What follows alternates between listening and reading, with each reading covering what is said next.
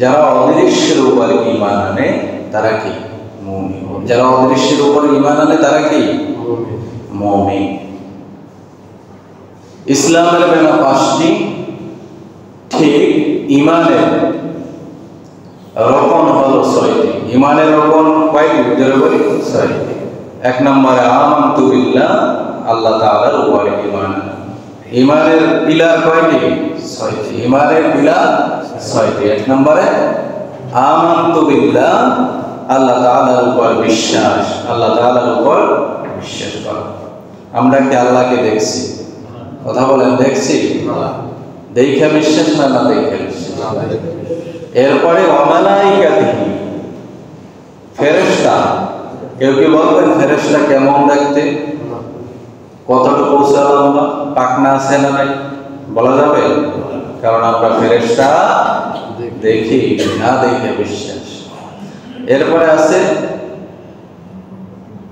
ওয়া রাসূলিহি, নবী এবং রাসূল যারা আছে তাদের উপর বিশ্বাস। পূর্বের জামানার তারা তো নবী দেখছে, আমরা তো নবীও দেখি নাই, সব না দেখে বিশ্বাস। এরপর দেখেন, এরপর আছে কিতাব। কিতাব 104খানা কিতাব, কম বেশি যত সহিফা নাযিল হয়েছে এর উপর ঈমান আনা, বিশ্বাস আনা। বড় কিতাব 4টা, তাওরাত, জাবুর, ইনজিল, ফুরকান। এই যে ঈমান আনলাম, আমরা জানি না, দেখি নাই, নাজিল হইতেও দেখি নাই, কিন্তু এই কালাম আল্লাহ তাআলার কালাম, আমাদের প্রত্যেকের বিশ্বাস ঈমান আছে না নাই? ওয়াল ইয়াউমিল আখির, আখিরাতের শেষ দিন, বিচার দিন, একদিন এই পৃথিবী শেষ হয়ে যাবে। ইসরাফিল আলাইহিস সালাম 3টা সিংহায় ফুঁক দেবেন। কয়টা? প্রথম ফুঁক দেওয়ার সাথে সাথে পৃথিবীর ভিতরে যত প্রাণী থাকবে লাস্ট অবস্থায় সব ইন্তেকাল করবে। পাহাড়গুলো ধুনা ধুনা হয়ে উঠতে থাকবে। পৃথিবী, মুফাসসিরিনে কেরামগণ বলেন প্রায় 6 মাস ব্যাপী এই সিংহার ফুঁকটা হবে। কয় মাস? এরপরে সব মাখলুকাত ইন্তেকাল হয়ে যাবে, ফেরেশতাদেরও ইন্তেকাল হবে। আল্লাহ তাআলা বলবেন মালাকুল মউত, তুমিও মরো। প্রত্যেক প্রাণীকে কুল্লু নাফসিন যায়িকাতুল, ফেরেশতারও একটা প্রাণ, ঠিক কিনা বলেন? গাছেরও প্রাণ আছে, ইন্দ্রিয় কম, কিন্তু গাছেরও কি প্রাণ আছে। প্রত্যেক প্রাণী মরবে, তাহলে ফেরেশতারাও কি ইন্তেকাল করবে। তখন আল্লাহ তাআলা তার জাত এবং সিফাতের নাম নিয়ে বলবে, আমি কাহ্হার, আমি রাজ্জাক, আমি আল্লাহ। ওই ফেরাউন, হামান, উবাই ইবনে খালদ যারা দুনিয়ার খোদাই দাবি করত, যারা আমার জাত এবং সিফাত নিয়ে টানাটানি করত, ওই সে কাফের মুশরিক। কিন্তু আল্লাহ পাকের কথার জবাব দেওয়ার মতন কোন মাখলুকাত থাকবে না। তাহলে আখিরাত কিয়ামতের দিন হবে, দুনিয়া শেষ হয়ে যাবে, আল্লাহর দরবারে হাজির হতে হবে। আরেকটা হলো তাকদীর। এই 6টা পিলারে ঈমান আনার নাম হলো মুমিন। 6টা পিলারে ঈমান আনার নাম কি? সবাই বলে মুমিন। 1 নম্বরে কার উপর ঈমান আনবেন বলেন? দ্বিতীয় নম্বরে কার উপর ঈমান আনবেন? হ্যাঁ, তৃতীয় নম্বরে কার উপর ঈমান আনবেন? চতুর্থতে কার উপর ঈমান আনবেন? পঞ্চমে কার উপর ঈমান আনবেন? ষষ্ঠ তাকদীর। ষষ্ঠ কি? তাকদীরের উপর। সুবহানাল্লাহ। ভাইরা আমার, বিজ্ঞান পরিবর্তনশীল। বিজ্ঞান কি? পরিবর্তনশীল, কিন্তু কোরআন পরিবর্তন হবে না। 1400 বছর আগে যে নাজিল হয়েছে, আল্লাহ তাআলা বলছে যালিকাল কিতাবু লা রাইবা ফীহি, ওই কিতাবের ভিতরে কোনো সংশয়, ভুল, সন্দেহ নাই। সুবহানাল্লাহ। এত সুন্দর একটা কিতাব নাজিল করলেন 1400 বছর আল্লাহ তাআলা পূর্বে ঘোষণা করলেন ওয়াশ-শামসু তাজরি লিমুস্তাকাররিন লাহা, সূর্য তার নিজ কক্ষপথে ঘুরতেছে। বিজ্ঞান একবার বলে পৃথিবী ঘোরে, আবার কয় না পৃথিবী ঘোরে না, সূর্য ঘোরে, আবার কয় সূর্য ঘোরে না পৃথিবী ঘোরে, আবার কয় 12টা করে, আবার কয় 1টা করে। বিজ্ঞান পরিবর্তনশীল, কিন্তু কোরআন বলছে সূর্য ঘোরে। আজ বিজ্ঞান প্রমাণ করছে হ্যাঁ সূর্য ঘোরে। সুবহানাল্লাহ বলে। বিজ্ঞান কিন্তু পরিবর্তন হইতে আছে। অনেক জিনিস আমরা প্রমাণ করতে পারবো না। জিন প্রমাণ করা সম্ভব? কথা বলেন। জিন জাতি যে আছে দেখা যায়, দেখাইতে পারবো যে জিন এমন, কিন্তু জিনে কিন্তু কি করে? আসর করে মানুষের উপর, ক্ষতি করে মানুষের।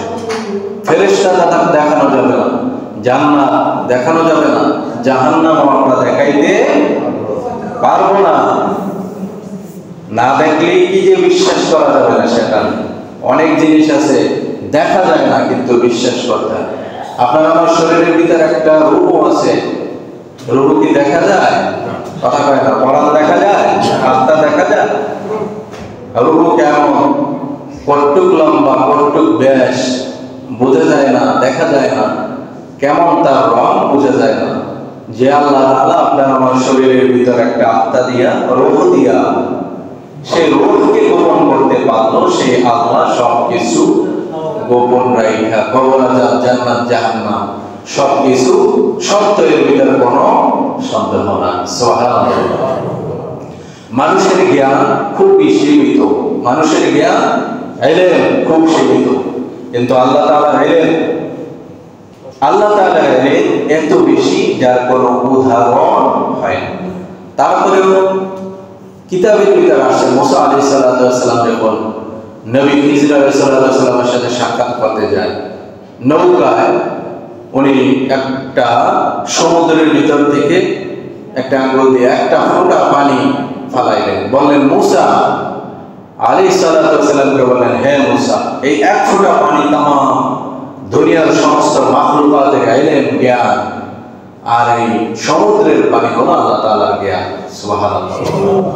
মানে সবার জ্ঞান কি? এক ফোঁটা পানি দাও না, আর সমুদ্র ভরা যে পানি, এটার থেকেও হাজার হাজার কোটি কোটি গুণ বেশি জ্ঞান কার? বুঝে থাকলে বলেন। এই মসজিদে যারা আছেন এর ভিতরে আলহামদুলিল্লাহ, আল্লাহ যদি কবুল করে আমরা তো আশা রাখি সবাই জান্নাতে যাব, ঠিক কি না? ইনশাআল্লাহ। এর ভিতরে ধরেন আমাদের এক ভাই জান্নাতে গেল, জান্নাতে যাওয়ার পরে 100 কোটি বছর পর, কত বছর পর? 100 কোটি বছর পর ওই জান্নাতি কোন হুর নিয়া, কোন স্থানে, কোন জান্নাতে, জান্নাতের আদরে না ফেরদাউসে, কোন নহরের পাশে, কোন গাছে উঠা ফল পারবে, কি করবে, তাও আমার আল্লাহ তাআলা এখনই জানে। সুবহানাল্লাহ। সুবহানাল্লাহ কইতেন। ঠিক তদ্রূপ কোন ব্যক্তি যদি জাহান্নামে যায়, জাহান্নামে যাওয়ার 1000 কোটি বছর পর সে কি শাস্তি ভোগ করবে, তাও আল্লাহ তাআলা এখনই কি। তাইলে আল্লাহ তাআলার ইলম কত বেশি। সুবহানাল্লাহ। আল্লাহ তাআলার ইলমের কাছে আমরা কিছুই কি। মাওলানা রুমি রাহমাতুল্লাহ আলাইহি একটা উদাহরণ দিয়েছে, ভালো বুঝলেন মানুষের জ্ঞান কত সীমিত। গরুতে পাড়া দেওয়ার পর নরম মাটি, সেখানে একটা গর্ত হয়েছে, সেখানে বৃষ্টির পানি জমছে, সেখানে একটা গাছের পাতা, ছোট মনে করেন রেবি গাছের পাতা পড়ছে, ওই সাইডে ঘেঁষার পর একটা পিপিলিকা ওইটার উপর উঠছে। পিপিলিকা মনে করতেছে বিশাল সমুদ্র। কি মনে করছে? বিশাল সমুদ্র। কয়েকদিন পর্যন্ত গরুর পাড়ার গাদায় ঘুরছে। ও ভাবতেছে এত বড় সমুদ্র, সমুদ্রের কুল কিনারা পাইবে, কি পায় না? মানুষের জ্ঞান হইল ওটা কি কোনো সমুদ্র না, কিন্তু মানুষের জ্ঞান হইল এরকম। আল্লাহ তাআলার সৃষ্টি জীবের সামনে, সৃষ্টি জগতের নবমণ্ডল ভবমণ্ডলের সামনে আমরা একটা মানুষ বড়ই অসহায়। সুবহানাল্লাহ। ভাইরা আমার, জিন জাতি দেখা যায় না, কিন্তু আল্লাহ তাআলা বলেন ওয়া মা খালাকাতুল জিন্না ওয়াল ইনসা ইল্লা লিয়াবুদুন। ঠিক না বেটি? আল্লাহ তাআলা বলেন জিন এবং মানুষকে বানাইছে আল্লাহ তাআলার গোলামির জন্য। দুনিয়া হাজার মাখলুকাত আল্লাহ তাআলা জিন জাতিকে গোলামের জন্য বানাইছে, মানুষদেরকে গোলামের জন্য বানাইছে। মানুষ যদি আল্লাহ পাকের গোলাম হয়ে যায়, দুনিয়ার যত মাখলুকাত আছে সব মানুষের গোলাম হয়ে যাবে। কিন্তু দেখা যায় অনেক সময় জিনে মানুষের ক্ষতি করে, আছে না নাই? এই জন্য বিভিন্ন হাদিস থেকে প্রমাণ হয়, আল্লাহ রাসূল সাল্লাল্লাহু আলাইহি ওয়াসাল্লাম বলেন, কোন ব্যক্তি যদি সকালে এবং সন্ধ্যায় 3 বার সূরা ইখলাস পড়ে, বাদ ফরজ মাদ মাগরিব 3 বার সূরা ফালাক 3 বার সূরা নাস পড়ে, যাবতীয় জিন জাদুর ক্ষতি থেকে সে নিরাপদ থাকবে। সুবহানাল্লাহ। কোন ব্যক্তি যদি 5 ওয়াক্ত নামাজের পরে আয়াতুল কুরসি পড়ে, কি করে? হাদিস দ্বারা প্রমাণ করে যাবতীয় বাধা মুসিবত বিপদ আপদ থেকে হেফাজত করবেন কে? ভাইরা আমার, আরেকটা হাদিস আছে যে সূরা বাকারার শেষ 2 আয়াত কয়া, শেষ 2 আয়াত তেলাওয়াত করার কথা বলা হয়েছে। পূর্ণ রাত্র জাগিয়া নফল ইবাদত করলে যে সওয়াব, সেই সওয়াব লেখা হয়। ভাইরা আমার, সূরা হাশরের শেষ 3 আয়াত বাদ ফজর মাগরিব যদি তেলাওয়াত করা হয়, হাদিসে আসছে 70,000 রহমতের ফেরেশতা ফজর থেকে মাগরিব, মাগরিব থেকে ফজর পর্যন্ত রহমতের দোয়া করে। সুবহানাল্লাহ বলেন। সূরা হাশরের শেষ 3 আয়াত শেখার দরকার আছে না নাই? সূরা ইয়াসিন সকালে পড়বেন, সূরা সাফফাতের 10 আয়াত কয়া, সূরা ওয়াকিয়া পড়লে রিজিকের অভাব দূর করে দেবেন কে? সূরা মুলক যদি তেলাওয়াত করা হয় বাদে সারাতে কবর আযাব থেকে আল্লাহ তাআলা হেফাজত করবে। সুবহানাল্লাহ। সূরা সাফফাতে 10 আয়াত। সূরা ইয়াসিন যুবক ভাইদেরকে বলবো যে অন্তত আপনারা আমার হায়াতের দিকে তাকান। 30 বছর, 40 বছর, অনেকের 50 বছর হয়ে গেছে। এই 50 বছরে এমন 50টা আয়াত আমরা শিখতে পারি, আছে না নাই? অনেক ভাই 50টা আয়াত সহি শুদ্ধভাবে তেলাওয়াত করবে যারা, সে দৈনিক আমল করবে, নামাজ পড়বে, ইবাদত করবে, সেটাও অনেকে জানে না। এটা আমাদের দুর্ভাগ্য, এটা আমাদের কি দুর্ভাগ্য। শেখা উচিত কিনা বলেন? শিখতে হবে। সম্মানিত হাজিরিন, কিয়ামতের ময়দানে 5টা প্রশ্নের জবাব না দিয়া কোন মানুষ এক চুল সামনেও যেতে পারবে না, এক চুল পিছনেও যেতে পারবে না। কয়টা প্রশ্ন? 5টা প্রশ্ন। গভীরভাবে মনোযোগ দেন। 1 নম্বরে তোমার পুরো জীবন কোন কাজে ব্যয় করছো? যুবক ভাইরা বলেন, বৃদ্ধ বাবারা বলেন, আল্লাহ এই প্রশ্ন করলে কি জবাব দেব?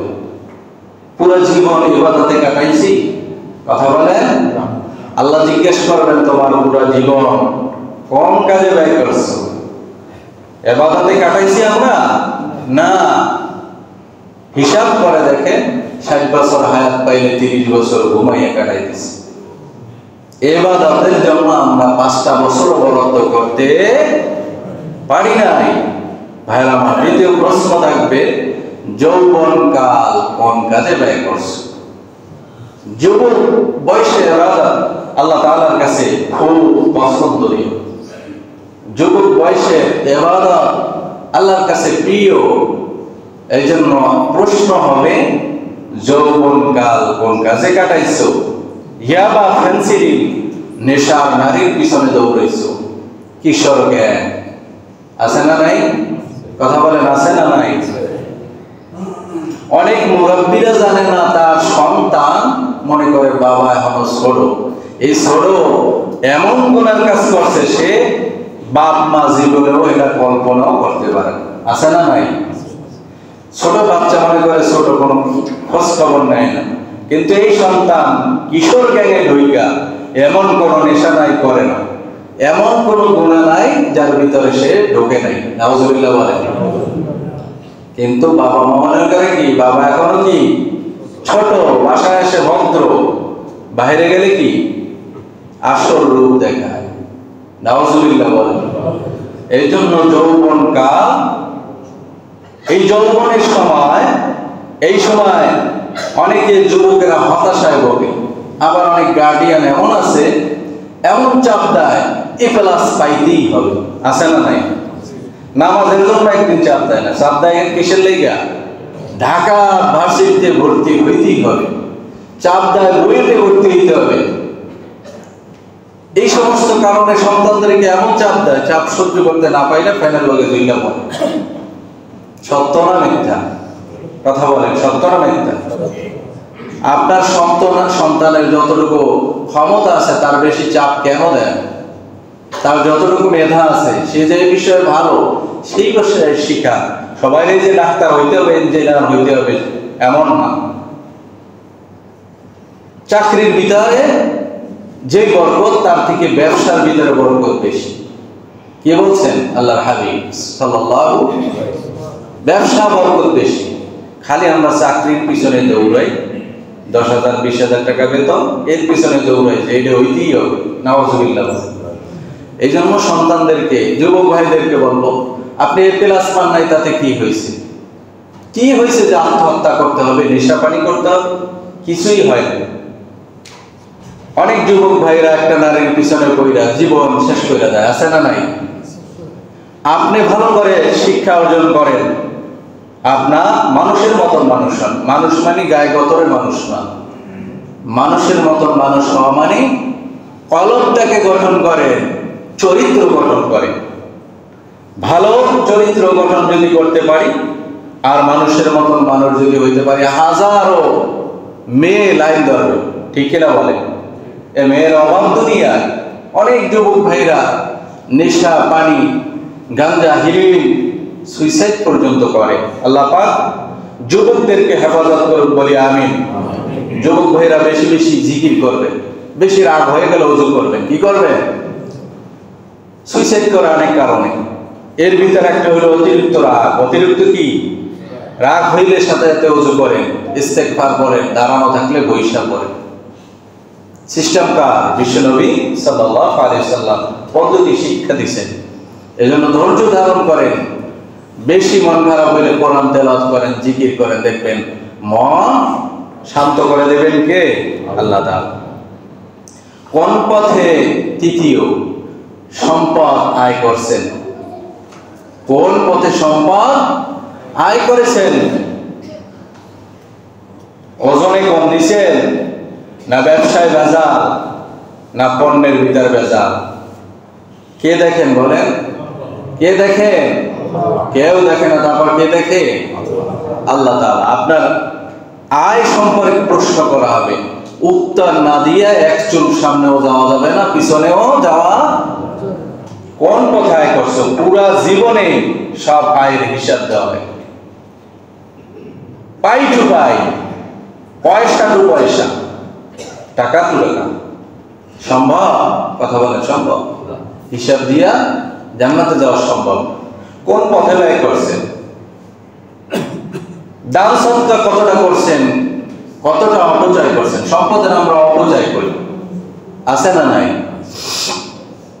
আল্লাহর নবী ইউসুফ আলাইহিস সালাতু ওয়াস সালামের ফর্মুলা যদি ফলো করা হয়, বিশ্বে যে অর্থনৈতিক মন্দা সেটা কেটে যাবে। সুবহানাল্লাহ। আমরা অপচয় করি সম্পদের, হিসাব দেওয়া লাগবে কিনা? ফ্যান লাগে না তাও চালায় থুয়ে চলে যায়। মসজিদের ফ্যান বিল কে দেবে বলেন? লাগে না, পিছনে গেছেন নামাজ পড়তে, চালাইছেন, আপনি অফ করে যাবেন না, চলে গেলেন। এই যে ট্যাপ কলে ওযু করা, অতিরিক্ত পানি খরচ হয়, এক বালতির মতন মনে হয় খরচ হয়ে যায়। সুন্নাত তরিকা হইল লোটায় ওযু করা। সুবহানাল্লাহ। 1 লোটা 2 লোটাই লাগলো, অতিরিক্ত পানি খরচ হয়, অপচয় হয় বাসাবাড়ি সব জায়গায়।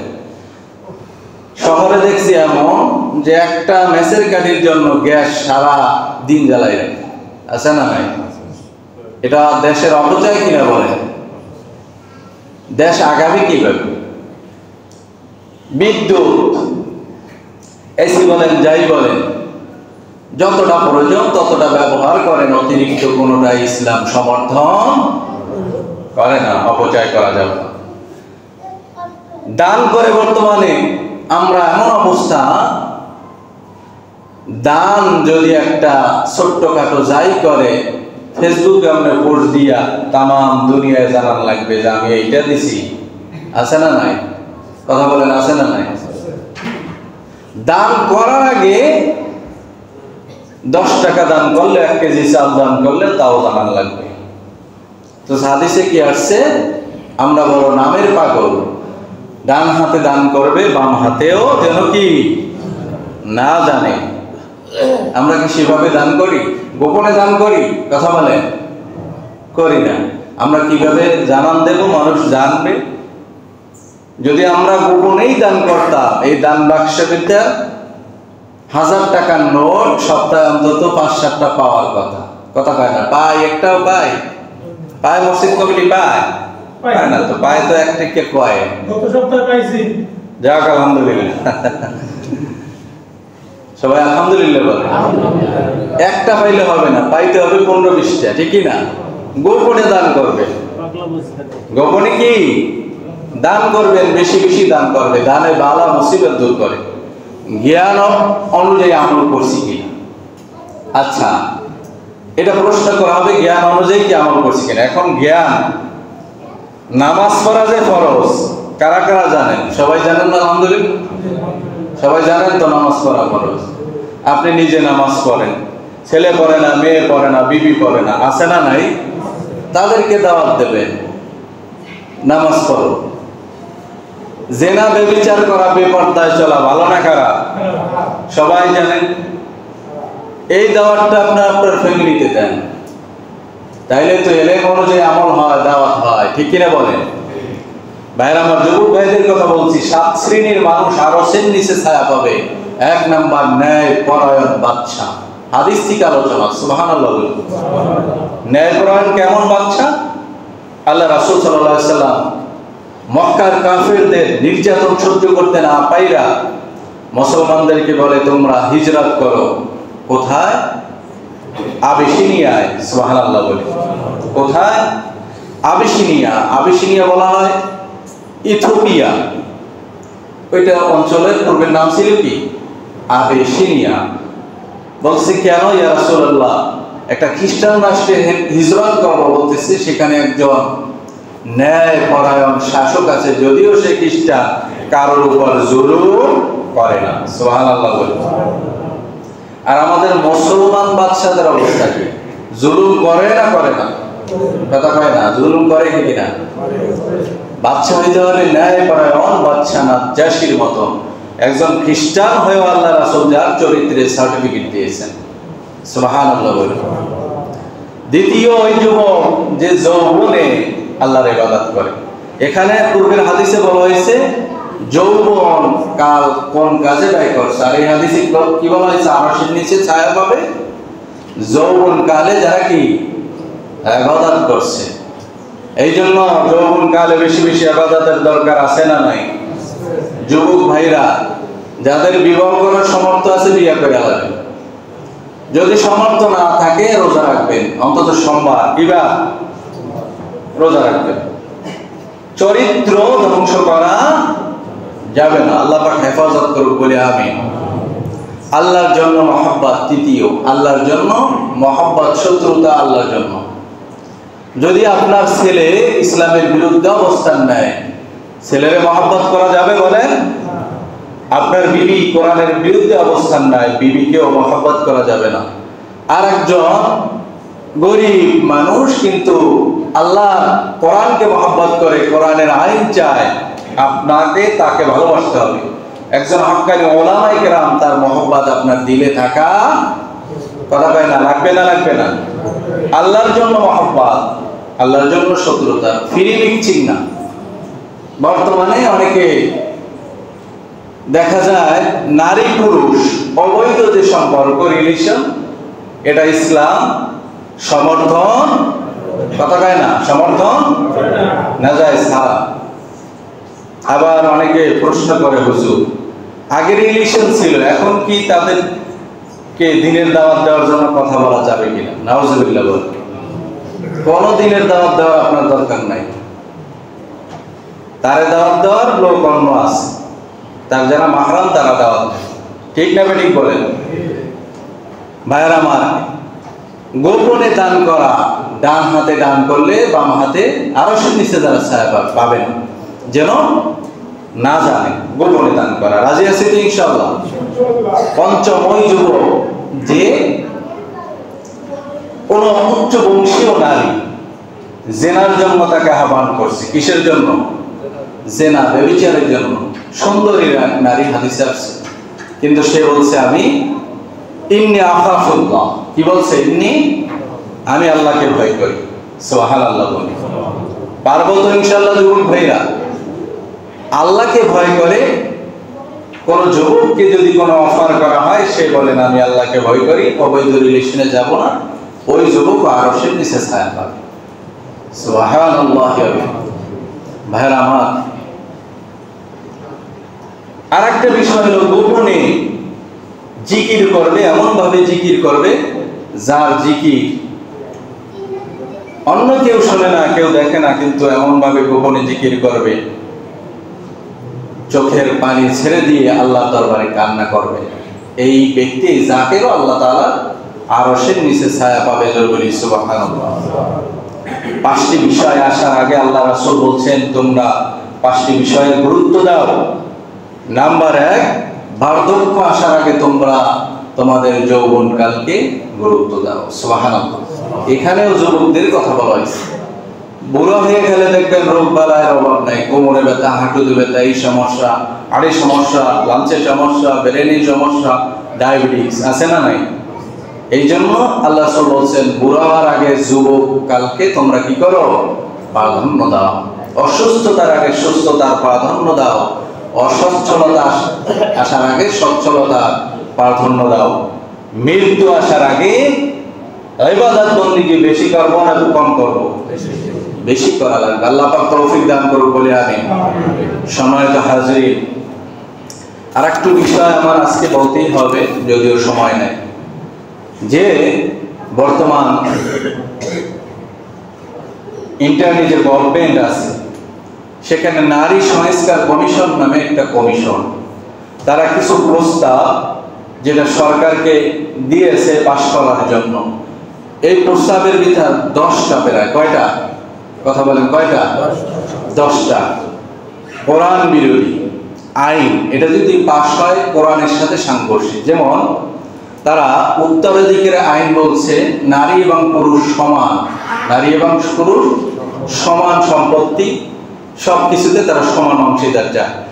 অথচ কোরআন বলছে লিযাকারি মিসলু হাজ্জিল উনসায়াইন, সূরা নিসা 11, যে একজন পুরুষ পাবে 2জন নারী সমান অংশ।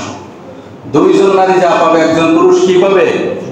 তাই পাবে। তাইলে সমান সমান যদি দেওয়া হয়, তাহলে কোরআনের বিপক্ষে আইন পাশ করা হবে, কুফরি, যেটা কোন উলামায়ে কেরাম, কোন মুসলমান মেনে নিতে পারে।